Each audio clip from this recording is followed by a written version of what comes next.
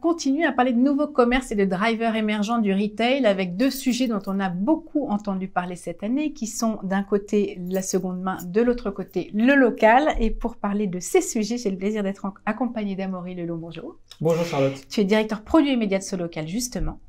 Côté Solocal, j'imagine aussi qu'il y a eu un peu le même temps de latence dont parlait Fabien sur tout à coup le premier confinement un peu à l'arrêt et puis on se saisit assez vite, je pense au TPE dont on parlait avec Sergine, des outils qui sont les vôtres. Oui, chez Solocal, on a un très bon baromètre en fait de l'économie locale et les chiffres ont reflété les différentes phases que à la fois notre économie, nos cœurs et nos habitudes ont vécu à travers l'année qui vient de s'écouler. Côté Solocal, on a deux réalités. On a une réalité média, on a notamment le site Page Jaune, donc c'est pas 29 millions, mais c'est un peu plus de 20 millions de visiteurs uniques. Donc là aussi, une grande activité de recherche sur la plupart des activités, mais des activités comme la restauration, l'hôtellerie, extrêmement malmenées. On a vu en revanche que le média était le reflet des différentes phases de la pandémie. Donc le mois de mars, il y a un an, là c'était la stupeur. Le premier kilomètre. La frénésie de mise à jour des horaires par les professionnels, où ça fait plus 50% en quelques jours.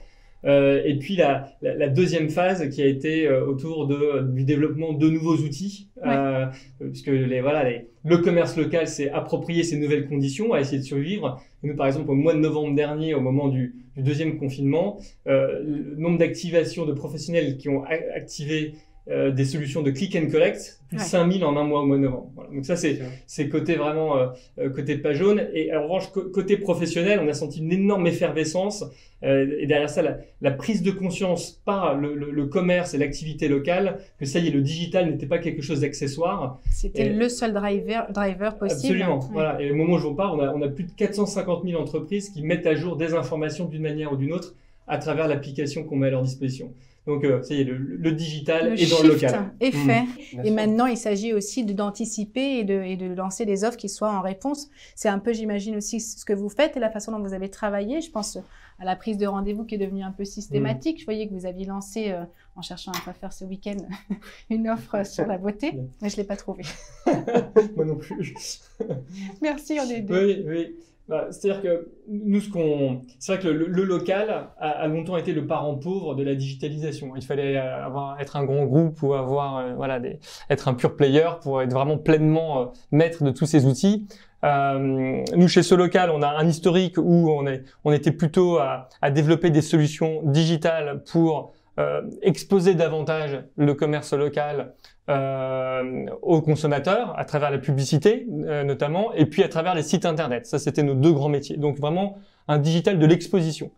Et on est passé progressivement depuis 2 ans, donc avant même la crise, à un digital plutôt de l'engagement, qui est comment est-ce que j'aide le commerce local à la fois à interagir au quotidien avec ses prospects et clients et à les engager. Donc interagir, c'est fournir des solutions de messagerie instantanée, des solutions de gestion de devis, voire même interagir, comme vous disiez, la prise de rendez-vous et plus récemment encore le click and collect. Donc ça, c'est un mouvement de fond sur lequel on s'est positionné, qui est aussi le reflet d'une plus grande maturité des commerçants. Jusqu'à présent, ils étaient prêts à de temps en temps s'intéresser à la pub qu'ils pouvaient faire sur Google ou sur Page Jaune.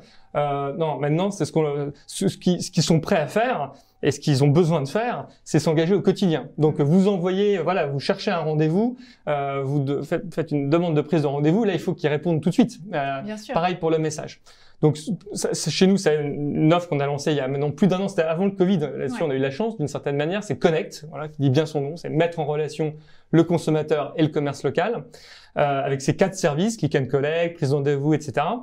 Et ce que nous, on a constaté, c'est que il suffisait pas de lancer les fonctionnalités pour que le commerce local se les approprie. Voilà. Et donc on a travaillé sur 2-3 axes forts que sont l'accompagnement. Nous on a des centaines de ce qu'on appelle d'onboarders, enfin c'est des téléconseillers qui aident le coiffeur à paramétrer son agenda au moins les premières fois pour lui mettre le pied à l'étrier.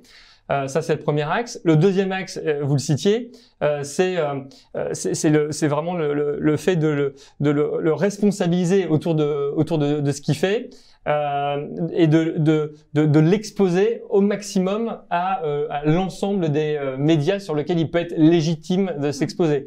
Le truc qui est un peu compliqué pour un commerce de service aujourd'hui, c'est que les consommateurs, ils peuvent aller sur Google, sur Bing, sur Page Jaune, sur Apple. Ouais. Et donc, la réponse qu'on a apportée à ça, c'est de mettre tous ces services à disposition dans une seule et unique application.